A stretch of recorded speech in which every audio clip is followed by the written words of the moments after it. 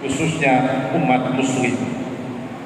Al-Quran telah menjelaskan segalanya secara rinci maupun global yang diperlukan untuk memecahkan problematika hidup manusia dari masa ke masa. Al-Quran membahas hal-hal yang sudah terjadi pada masa lampau, hal-hal yang terjadi pada masa kini, dan hal-hal yang terjadi pada masa yang akan datang. Akan menjawab semua tantangan zaman dengan tepat.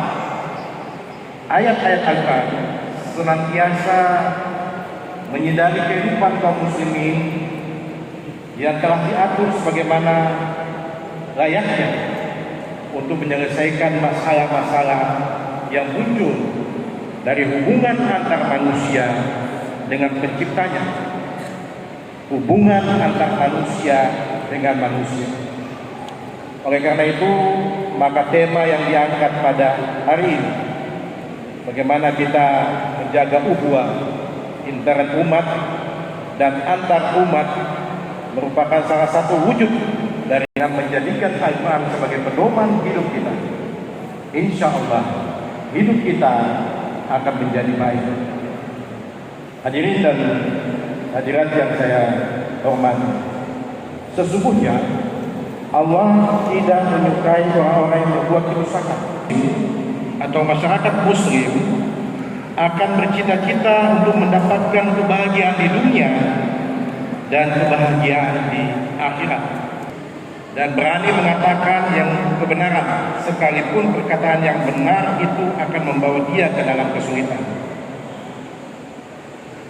Dengan demikian, saya mengajak hadirin sekalian, jangan sampai umat Islam ini memposisikan Al-Quran hanya sebagai simbolitas belaka. Akan tetapi Al-Quran wajib diambil sebagai pedoman untuk seluruh umat dan dapat digunakan sebagai kurikulum seluruh kehidupan yang mampu menjangkau masa silam, masa kini, dan masa depan. Oleh karena itu, maka dengan momentum memperingati Nuzul Quran tahun 1442 Hijriah ini, kita mengajak umat muslim di seluruh tanah Papua untuk kembali memposisikan Al-Quran sebagai petunjuk hidup, sebagai pedoman hidup, sehingga kehidupannya akan bahagia di dunia dan di akhirat. Turunnya Al-Quran bukan hanya untuk diperingati. Di peringatan malam ini tidak hanya kita peringati setiap tahun, menjadi kebiasaan kita setiap tahun kita memperingati Nuzul Quran, tetapi juga harus kita jadikan sebagai momentum untuk melakukan muhasabah, melakukan perenungan apa yang sudah kita lakukan, apa yang sudah kita pelajari, dan apa yang sudah kita dapatkan manfaat petunjuk di dalam Al-Quran. Malam ini dan kepada seluruh masyarakat muslim untuk semakin mendekatkan Al-Quran sebagai bagian dari kehidupan hidup.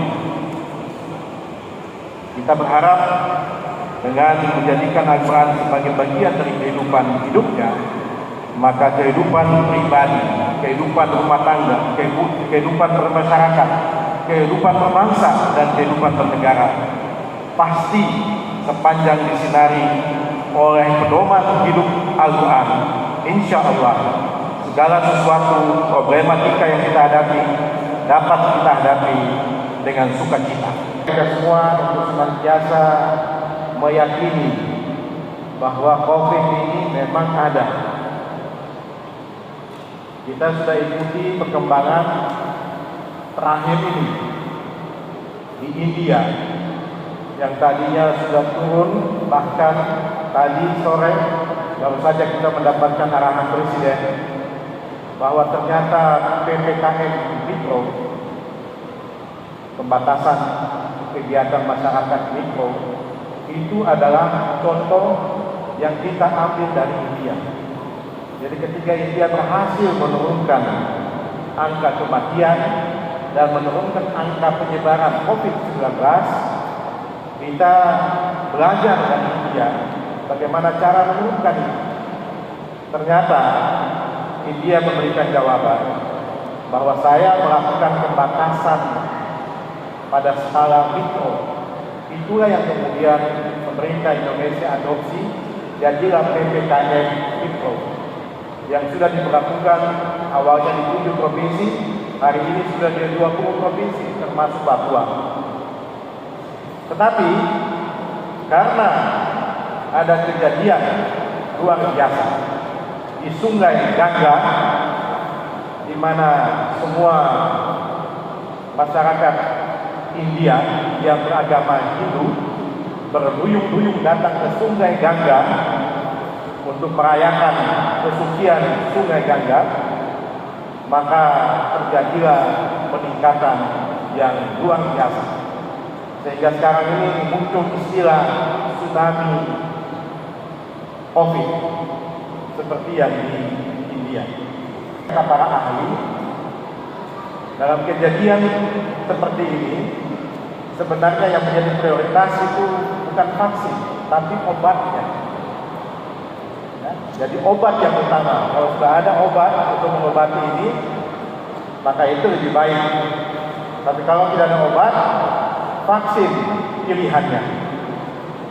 Sampai saat ini belum ada temuan obat yang khusus untuk COVID.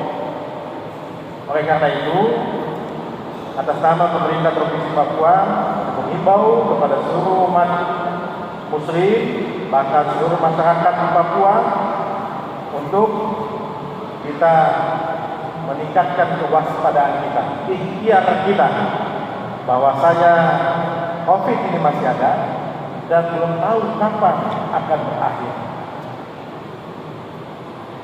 Syukur tadi disampaikan hari ini kita bisa sholat berjamaah, tapi kita tidak tahu besok, lusa dan seterusnya apakah kita masih bisa sholat berjamaah atau tidak. Itu semua tergantung dari kita masing-masing. Tidak ada orang lain yang bisa memanage, yang bisa mengatur hidup kita, kecuali kita sendiri yang mengatur hidup kita.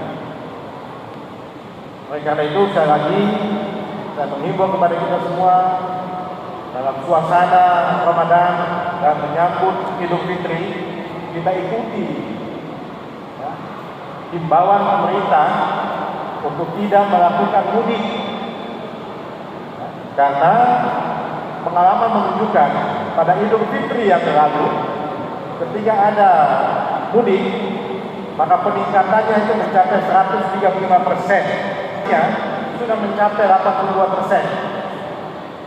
Jadi termasuk provinsi yang tinggi vaksinasi. Saya menghimbau juga kepada kita semua yang sudah berhak untuk divaksin untuk dapat memanfaatkan kesempatan ini. Dapat disampaikan dengan semakin dekatnya Idul Fitri, maka saya memanfaatkan kesempatan ini untuk menyampaikan selamat kepada umat muslim yang melaksanakan ibadah puasa pada bulan Ramadan 1442 Hijriah, dan selamat menyongsong Idul Fitri 1442 Hijriah.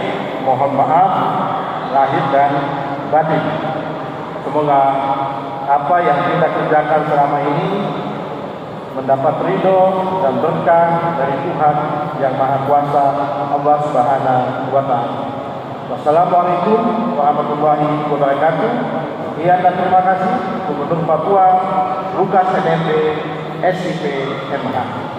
Assalamualaikum warahmatullahi wabarakatuh. Waalaikumsalam. Bismillahirrahmanirrahim. Bismillahirrahmanirrahim. Mu'tazim bi'uluwi izzihi azizan wa kulli azizin bi'izzatillahi ya'tazun. Ya azizu ta'azzaztu bi'izzatika faman i'tazza bi'izzatika إن الله لقوي عزيز وينصرك الله نصرا عزيزا. قال الله تعالى في كتابه العزيز: شهر رمضان الذي أنزل فيه القرآن. الآية. Hadratul Mukhtaromin, para alim, para ulama, para sesepuh, wabil khusus Bapak Dr. Haji Musa'ad MSc yang kami hormati, Bapak Kabid Humas Polda Papua Bapak Mustafa Kamal, yang kami hormati Bapak Imam kita Bapak Kiai Haji Saiful, yang kami hormati Bapak Ketua Takmir Masjid beserta pengurusnya, yang kami hormati Bapak Ketua Amaliyah Ramadan, dan Bapak Ibu hadirin wal hadirat yang dirahmati Allah. Alhamdulillah, mari kita bersama-sama bersyukur kepada Allah Subhanahu wa taala, yang mana pada malam ini kita semuanya tetap diberikan kesehatan oleh Allah Subhanahu wa taala, sehingga kita semuanya bisa melaksanakan sholat tarawih di masjid yang kita cintai ini. Semoga ibadah kita diterima oleh Allah Subhanahu wa taala. Amin. Rasulullah Muhammad sallallahu alaihi wasallam pernah bersabda, ada dua hal yang sering dilupakan oleh umatku, kata Rasulullah.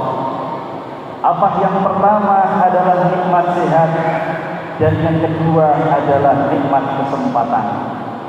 Pada saat ini, insya Allah kita yang hadir di tempat ini, di tempat yang suci ini, kita semuanya adalah diberikan kesehatan oleh Allah Subhanahu wa taala.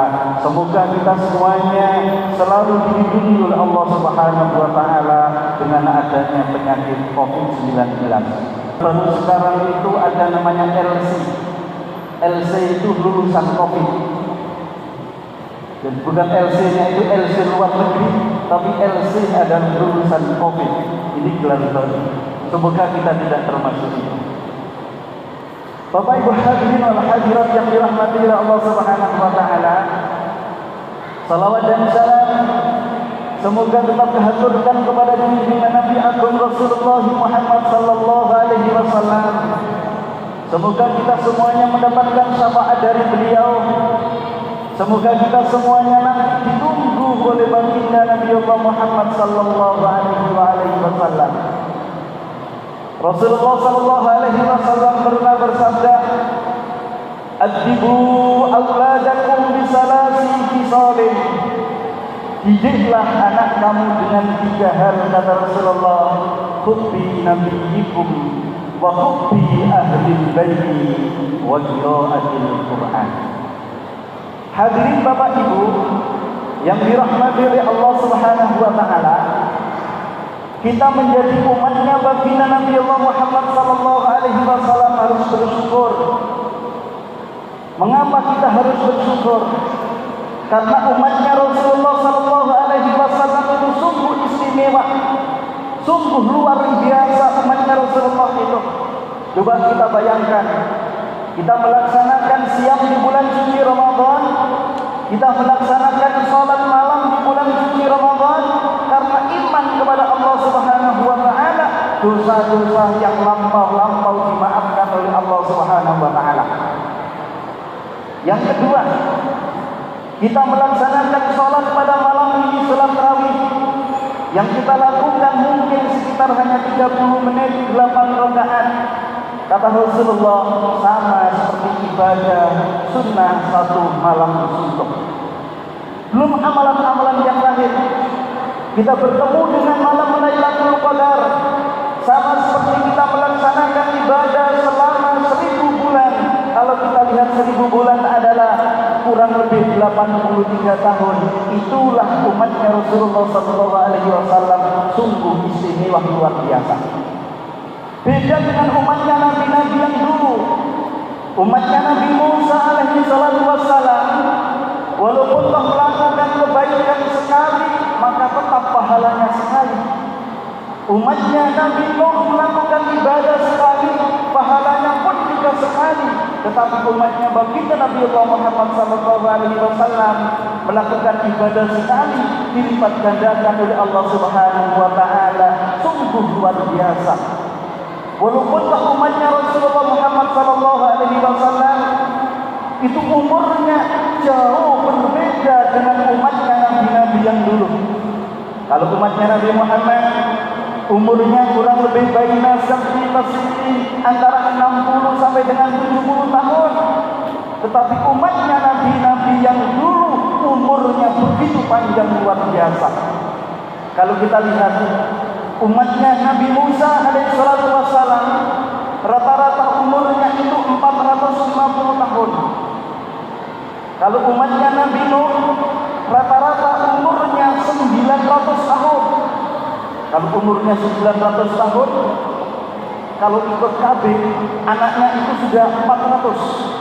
Karena 2 tahun 1, 2 tahun 1. Itu kalau istrinya 1. Tapi kalau istrinya 2, berarti 800. Kalau istrinya 4, berarti 1.600 anaknya. Kalau punya anak sebanyak 1.600 dan salah satu anak yang kebaikannya, amal ibadahnya, insya Allah bisa melebihi umatnya nabi-nabi yang dulu. Makanya kita harus bersyukur menjadi umatnya Rasulullah. Yang kedua, kita sebagai umatnya Rasulullah bersyukur karena kita semuanya insya Allah ditunggu oleh baginda Nabiullah Muhammad SAW di depan pintu surga. Rasulullah SAW menyampaikan, wa qira'atil Qur'an, dan didiklah kamu dengan membaca Al-Quran. Hadirin sedang yang dirahmati oleh Allah Subhanahu wa taala. Tetapi kita lebih penting adalah memahami Al-Quran dan mengamalkan Al-Quran, membaca Al-Quran, menghafalkan Al-Quran, memahami Al-Quran dan mengamalkan Al-Quran. Bagaimana Al-Quran sebelum diturunkan kepada baginda Nabi Allah Muhammad sallallahu alaihi wasallam? Al-Quran sebelum diturunkan kepada Nabi Allah Muhammad sallallahu alaihi wasallam, bagaimana kondisi masyarakat jahiliyah pada saat itu? Mengapa masyarakat Arab di saat itu disebut dengan masyarakat jahiliyah? Apakah orang Arab di situ orangnya bodoh-bodoh? Tidak. Bahkan orang Arab di saat itu begitu luar biasa kecerdasannya, diplomatisnya luar biasa, politisnya luar biasa. Tetapi kejahiliaan orang Arab sebelum Al-Quran diturunkan kepada Nabi Allah Muhammad SAW, kejahiliaan dalam segi peradaban atau akidahnya. Sampai-sampai waktu itu ketika ada orang yang melahirkan anak perempuan kemudian dikubur hidup-hidupan, ini menunjukkan bahwasannya ini adalah masyarakat yang betul-betul jahiliyah, punya anak dikubur dan lain sebagainya. Itu telah meninggal dunia wahai Rasul, dan aku sama anakku tidak mendapatkan warisan apa-apa wahai Rasul. Padahal suamiku hartanya luar biasa dan hartanya dimiliki oleh saudara suamiku ya Rasul. Ketika itu kemudian Rasulullah SAW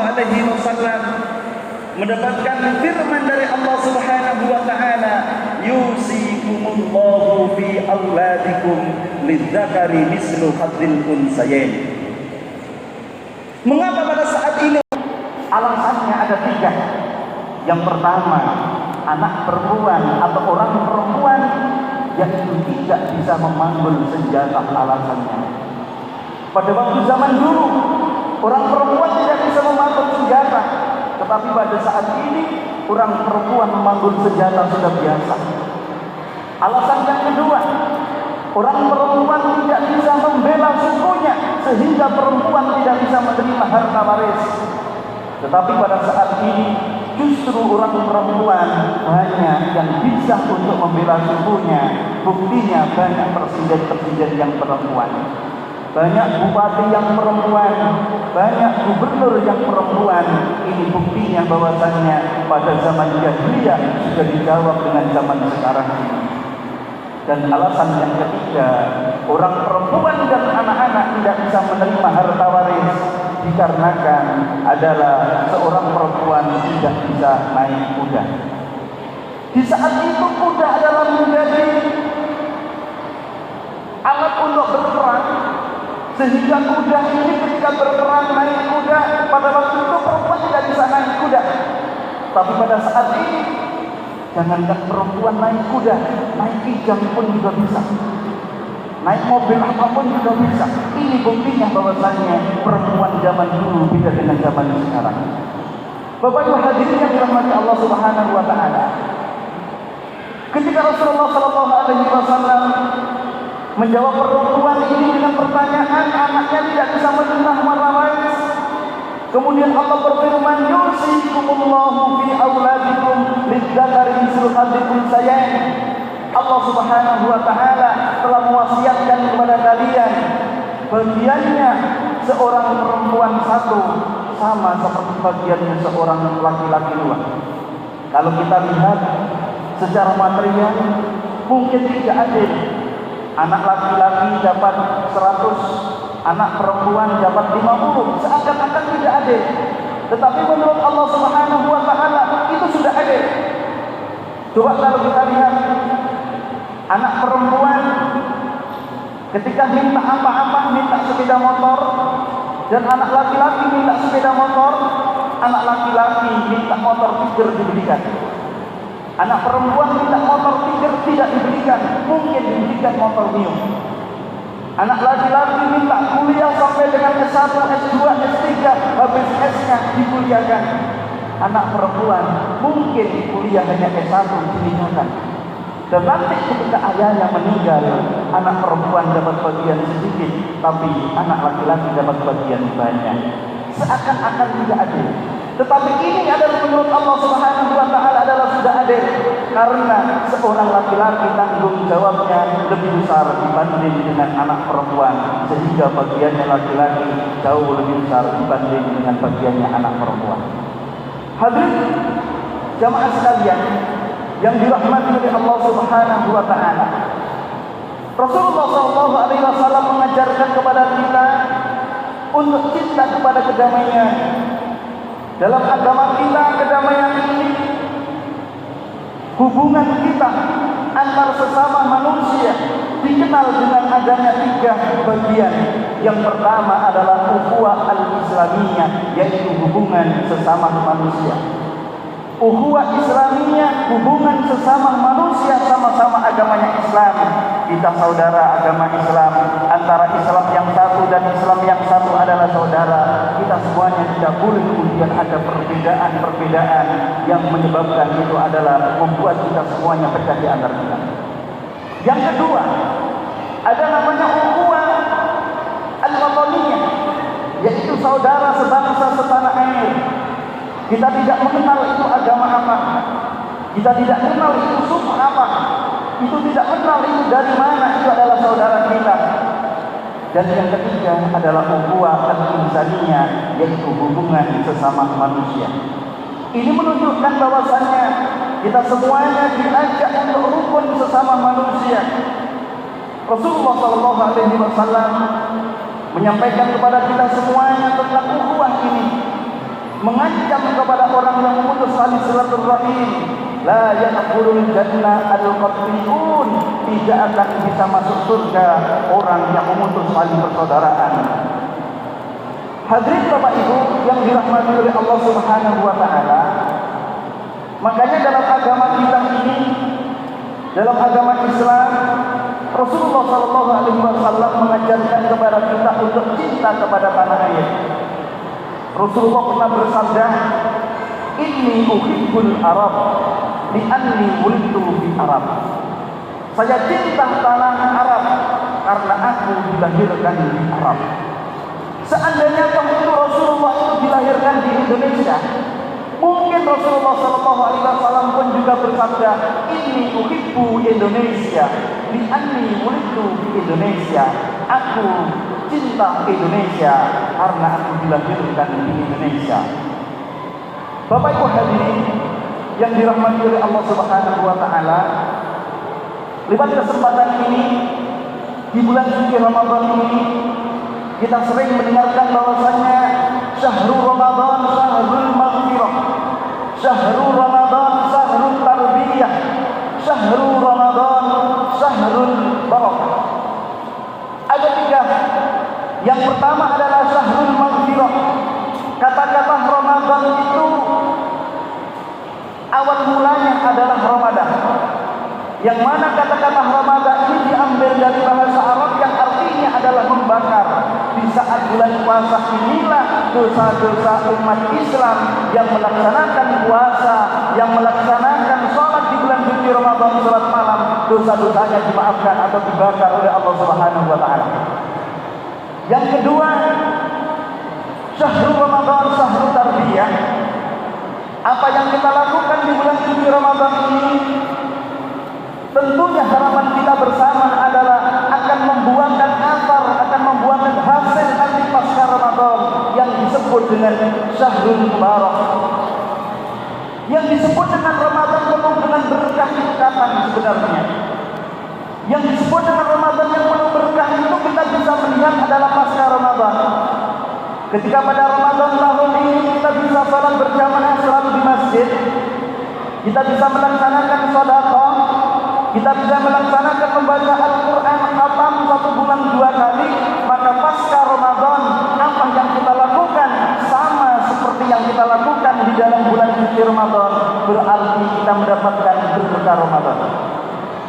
Tetapi kalau kita kemudian pasca Ramadan itu yang kita lakukan jauh dari apa yang dilakukan di dalam bulan suci Ramadan, bukan bertambah baik tetapi bertambah tidak baik, berarti kita tidak mendapatkan berkah Ramadan. Bapak Ibu yang dirahmati oleh Allah Subhanahu wa taala, dan yang terakhir, mari kita bersama-sama bermohon kepada Allah Subhanahu wa taala semoga kita semuanya diberikan kesehatan oleh Allah Subhanahu wa taala. Semoga saudara-saudara kita yang pada saat ini terkena Covid, semoga Allah Subhanahu wa taala mengangkat penyakitnya. Dan semoga kita semuanya yang belum kena, semoga kita dijauhkan dari penyakit ini. Saya ingat ada salah satu kisah, ada salah satu auliya billah wali. Di saat itu pernah bertemu dengan salah satu virus. Kemudian seorang wali ini bertanya, wahai virus, kamu mau kemana? Aku diutus oleh Allah Subhanahu wa taala datang di salah satu negeri di Damaskus. Kemudian waliullah ini bertanya kembali, kamu diutus oleh Allah Subhanahu wa taala berada di sana berapa lamanya? Kemudian si virus mengatakan, aku diutus oleh Allah selama 2 tahun. Seorang waliullah ini bertanya kembali, berapa yang mati dikarenakan virus? Seorang waliullah ini menjawab, tanya kepada seorang virus, virus menjawab, yang mati sebanyak 1000 orang. Ketika ini sudah berjalan selama 2 tahun, virus ini kembali bertemu dengan auliya seorang wali ini bertanya kembali, wahai virus, kamu sekarang sudah kembali, kamu sudah 2 tahun, dan berapa yang mati di saat itu yang kena virus? Virus menjawab, yang mati sebanyak 5.000 orang.